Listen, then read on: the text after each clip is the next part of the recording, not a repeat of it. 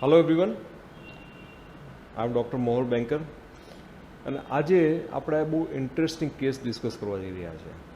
આ નવી Japanese technique જેને જેનિક્યુલર આર્ટરી એમ્બ્યુલેશન કહે છે, એનાથી અમે ની જોઇન્ટ્સ, ની પેઇન, ઓસ્ટિયોઆર્થ્રાઇટિક પેઇન, રુમેટિક આર્થ્રાઇટિક પેઇન એ બધાની ટ્રીટમેન્ટ અમે કરતા હોઈએ છીએ. પણ એની ટ્રીટમેન્ટ લાઈવ કેવી રીતે કરવી, અમે કેવી રીતે એ પેશન્ટ્સની ટ્રીટમેન્ટ ડિસાઇડ કરીએ છીએ, કેવું રિઝલ્ટ મળે છે, એ આખો કેસ અત્યારે આપણે ડિસ્કસ કરવા જઈ રહ્યા છે. So first of all thank you to join us on this live program and let's start this case discussion. તો સૌથી પહેલાં જોઈએ તો this patient has a left knee joint pain since last 6 months. એના મોર્નિંગમાં ઊભા થાય ત્યારે સિવિયર સ્ટીફનેસ હતી, રાતે પણ દુખાવો રહેતો હતો. એ અડધી કલાકથી વધારે ઊભા નહોતા રહી શકતા. થોડીક બેસી અડધી પોણી કલાક બેસીને ધારો કે ઊભા થવાનું હોય તો again uncomfortable for this patient. અને ક્લાસિકલી જ્યારે આપણે જોઈએ છે તો એમને આ જે ની જોઈન્ટ છે એમાં અંદરની બાજુ ખૂબ જ દુખાવો રહેતો હતો. અને એટલે અમે ડિસાઇડ કર્યું કે એને જેનિક્યુલર આર્ટરી એમ્બ્યુલેશનથી આપણે પ્રયત્ન કરીએ જે એની ટ્રીટમેન્ટ આપવાનો. સો નાવ જ્યારે એ અમારી પાસે આવ્યા એ પહેલાં ઘણા બધા ડૉક્ટર્સને બતાવીને આવેલા અને એ વખતે શું ફાઇન્ડિંગ છે એ જોઈએ. સો ઓલરેડી આ પેશન્ટે ઘણા બધા ઓર્થોપેડિક સર્જનને બતાવેલું હતું and this patient was advise for this knee replacement surgery.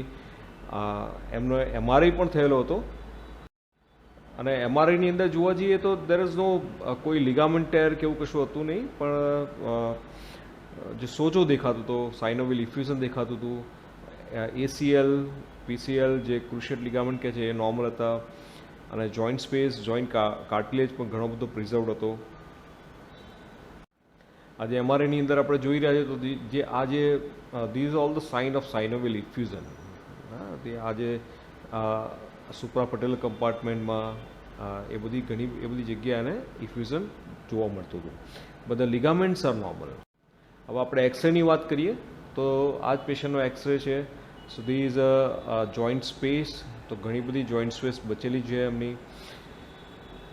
હવે જ્યારે આ જ એક્સરેને આપણે ઇન્ટરનેશનલી કેએલ ગ્રેડિંગ સ્કોર સાથે કમ્પેર કરીએ છીએ તો કેએલ ગ્રેડિંગ સ્કોર સાથે કમ્પેર કરીએ તો આ જે કેએલ ગ્રેડિંગ સ્કોરમાં શું હોય છે કે આ ની જોઈન્ટના એક્સરે છે ડિફરન્ટ સ્ટેજીસની અંદર. એમાં સ્ટેજ 1ની અંદર જે બે બોન વચ્ચેની આ ગેપ છે જે ગેપ કહીએ, પણ આ આપણી ગુજરાતીમાં ધીસ કોલ ગાદી, ઘૂંટણની ગાદી છે. આ ગેપ જેટલો ઓછો થતો જાય એટલો ગાદી ઘસાતી જાય. છેલ્લા સ્ટેજમાં એટલે 4th સ્ટેજની અંદર ક્યારે ગાદી બચી હોતી નથી. 4th સ્ટેજની અંદર જ્યારે પણ પેશન્ટને પેઇન થાય દેટ ઇઝ ઓસ્ટિયોજેનિક પેઇન. ઓસ્ટિયોજેનિક પેઇન એનો મતલબ કે બે બોન વચ્ચે જે ફ્રિક્શન પેઇન થાય જ્યારે ચાલવા જાય એનું પેઇન છે. અને એ the 4th stage is ideal for knee replacement surgery. પણ 3rd સ્ટેજની અંદર પણ તમે જોશો તો થોડો કાર્ટિલેજ બચેલો છે, ગાદી બચેલી છે અને એની અંદર આપણે આજે જેનિક્યુલર આર્ટરી એમ્બ્યુલેશન કરીએ તો 3rd સ્ટેજ સુધી ઘણા સારા રિઝલ્ટ મળે છે. હવે જ્યારે આ પેશન્ટની વાત કરીએ તો ઓલમોસ્ટ 2nd સ્ટેજ જેવું છે, કાર્ટિલેજ બંને બાજુ સરસ બચેલો છે. And that's why we have decided to go for this genicular artery embolization because of very good cartilage left, cyclical pain છે. હજી ની રિપ્લેસમેન્ટની જરૂર પડે એવો સ્ટેજ 4 હજી આવ્યો નથી. સો જેનિક્યુલર આર્ટરી એમ્બ્યુલેશન આ પેશન્ટમાં કર્યું. Now what is a genicular artery embolization? This is very important to understand. આ જે ટેકનોલોજી છે genicular artery embolization, that way back started in 2011 in Japan. એમાં ડૉક્ટર યુજી ઓકુનો કરીને એક ઇન્ટરવેન્શનલ રેડિયોલોજિસ્ટ છે અને he has find it out કે જ્યાં પણ દુખાવો થતો હોય, જ્યાં વાની પ્રોસેસ ચાલુ હોય જોઈન્ટમાં, ત્યાં બોડી નવી એબડોમલ બ્લડ વેસલ્સ ક્રિએટ કરે છે which is called moya blood vessels. Moya is a Japanese terminology પણ that is called abnormal blood vessels. So આ બ્લડ વેસલ્સ કેવી રીતે દેખાતી હોય છે? તો આ નોર્મલ જોઈન્ટ છે, આના નોર્મલ ઘૂંટણનો જે ઘૂંટણનો આ જોઈન્ટ છે એમાં 6 જેનિક્યુલર આર્ટરી હોય એટલે 6 બ્લડ વેસલ્સ આ સાંધાને સપ્લાય કરતી હોય. એમાંથી આ ડિસેન્ડિંગ જેનિક્યુલર આર્ટરીની વાત કરીએ તો ઉપરથી આવે છે, સાંધા સુધી જાય છે અને આ નોર્મલ બ્રાન્ચિંગ પેટર્ન છે એની. આ મેઇન આર્ટરી એમાંથી ડિફરન્ટ બ્રાન્ચીસ પડે છે અને પછી અહીંયા અટકી જાય છે. હવે જ્યારે એબનોર્મલ બ્લડ વેસલ્સ એટલે જ્યાં ઘૂંટણનો દુખાવો છે જે પેશન્ટને, કે જ્યાં ઓસ્ટિયોઆર્થ્રાઇટિસ કે રુમેટિક આર્થ્રાઇટિસની પ્રોસેસ જે ઘૂંટણમાં ચાલુ છે, એમાં ડિસેન્ડિંગ જેનિક્યુલર આર્ટરી કેવી દેખાય છે જોઈએ. સો આ સેમ ડિસેન્ડિંગ જેનિક્યુલર આર્ટરી છે, ઉપરથી નીચે આવી રહી છે, પણ તમે જોશો તો અહીંયા મીડિયલ કોન્ડાઇલ પાસે ફિમોરનું જે ફિમોરલ બોન છે એનું જે મીડિયલ સાઈડ એટલે અંદરની બાજુનું જે આ બોન છે ત્યાં તમને આ કાળાશ જોવા મળે છે. સો એ લેમેન લેંગ્વેજમાં કહીએ તો તમે અહીંયા આ જે નોર્મલ ડિસેન્ડિંગ જેનિક્યુલર આર્ટરી જોશો એની બ્રાન્ચિંગ પેટર્ન સાથે અહીંયા તમને બહુ બ્લેકિશનેસ એટલે કાળાશ જોવા નથી મળતી, પણ અહીંયા તમે સેમ આર્ટરી ડિઝીઝ જોઈન્ટની અંદર ત્યારે લોટ્સ ઓફ બ્લેકિશનેસ એટલે કાળાશ જોવા મળે છે. એનું કારણ શું છે? કારણ કે નોર્મલ જોઈન્ટની અંદર ધારો કે પર સ્ક્વેર સેન્ટીમીટર એરિયામાં 10 બ્લડ વેસલ્સ છે, તો જ્યારે એબનોર્મલ જોઈન્ટ છે તો ત્યાં મોયા બ્લડ વેસલ્સ ડેવલપ થઈ ગયો છે. એને કારણે પર સ્ક્વેર સેન્ટીમીટર એરિયામાં 10 ને બદલે 25 થી 30 બ્લડ વેસલ્સ ડેવલપ થઈ ગયો છે. અને એટલા માટે જ જ્યારે આપણે એની એન્જિયોગ્રાફી કરીએ ત્યારે બ્લડ ફ્લો ઇન્ક્રીઝ થયેલો જોવા મળે, જેને આપણે કાળા કલરના ધબ્બા કહીએ કે કાળાશ કહીએ.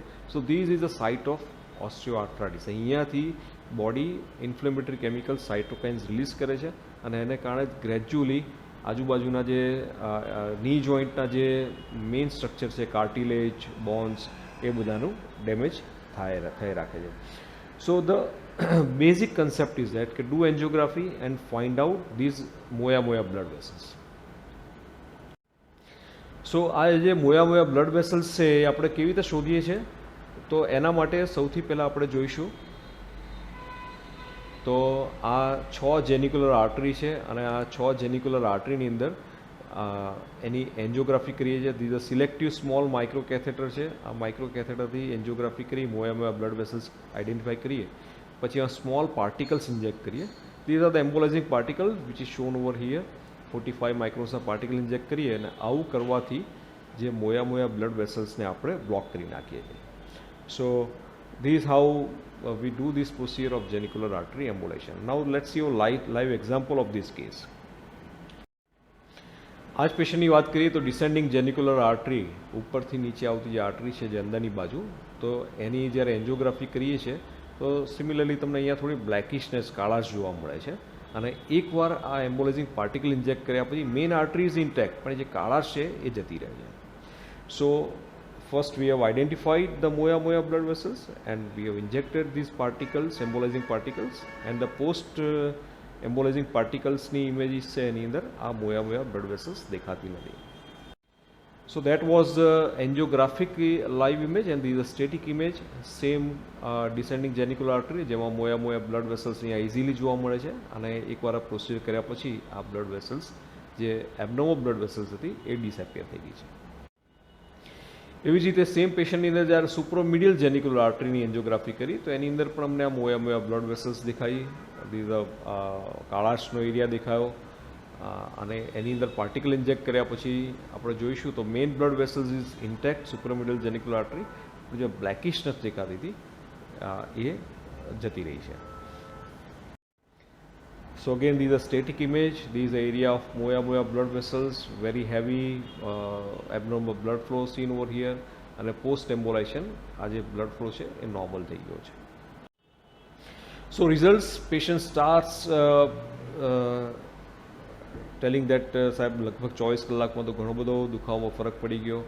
6 અઠવાડિયાના ઇન્ટરવલે જ્યારે પેશન્ટ આવ્યું તો ઓલમોસ્ટ પેઇન ફ્રી થઈ ગયું. And we have satisfaction that we have saved one knee joint from the knee replacement surgery. So now what is the predictor of outcome? તો સૌથી પહેલાં જેનિક્યુલર આર્ટરી એમ્બોલાઇઝેશનની વાત કરીએ તો પ્રિડિક્ટર ઓફ આઉટકમ એ છે કે સાયક્લિકલ પેઇન હોવું જોઈએ.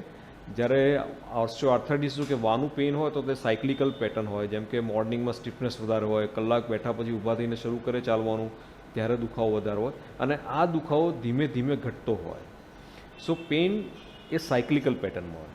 સેકન્ડ થિંગ, રેસ્ટિંગ પેઇન, રાતે પણ દુખાવો થતો હોય. સો રાતે દુખાવો થાય એનો મતલબ શું થયો કે વાની પ્રોસેસ જ્યારે સાંધો નથી વાપરતા ત્યારે પણ ચાલુ છે.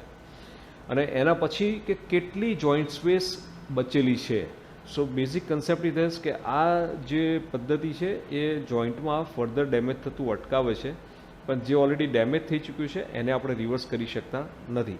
તો એના માટે જે ડેમેજનું મેઝરમેન્ટ છે that is which I have shown you KL grading score છે કે એ આપણે એના પરથી જજમેન્ટ લેતા હોઈએ છીએ કેટલી ગાદી બચેલી છે અને એ પરથી આપણે ડિસાઇડ કરતા હોઈએ છીએ કે અમને કેટલું ફાયદો થશે અને કરવા જેવી છે પ્રોસિજર કે નહીં.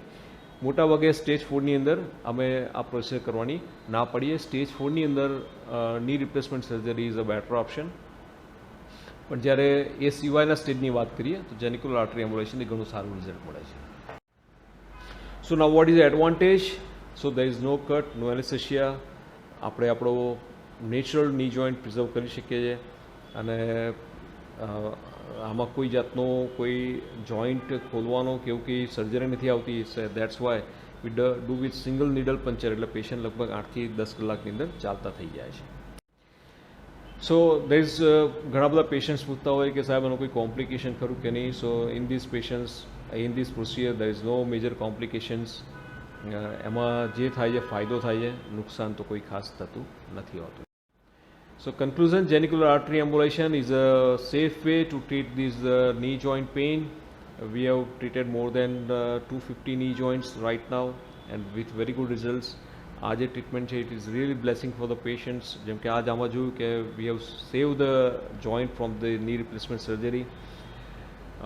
આ જે પદ્ધતિથી આપણે ફ્રોઝન શોલ્ડર છે, હીલ પેઇન છે, એ પ્લાન્ટર ફિશિયાટીસ, ટેન્ડોએક્યુલાઇટિસ, ઘણા બધાને ટેનિસ એલ્બો છે, ઇવન તો રૂમેટિક આર્થરાઇટિસમાં જ્યારે મલ્ટિપલ જોઈન્ટ ઇન્વોલ્વમેન્ટ હોય અને non responding to these medical treatment for pain reduction, ત્યારે પણ જ્યારે આપણે એ જોઈન્ટની અંદર આ ટ્રીટમેન્ટ આપણે કરીએ છીએ તો પેઇનમાં ઘણું બધું રિડક્શન જોવા મળે છે. નાઉ થિંગ ઇઝ ધેટ કે આમાં કોઈ દિવસ 100% પેઇન રિલીફ નથી જોવા મળતું. એનું કારણ એ છે કે જ્યારે પેશન્ટ અમારી પાસે આવે ત્યારે એનું સ્ટેજ એડવાન્સ હોય, સ્ટેજ 3 હોય, ત્યારે એટલું ડેમેજ થઈ ચૂક્યું હોય કે જેને કારણે 100% પેઇન રિલીફ ના થાય. પણ depending on the damage, depending on the presentation of the patient, routinely 50 to 70-80% જેટલું પેઇન રિલીફ જોવા મળતું હોય છે.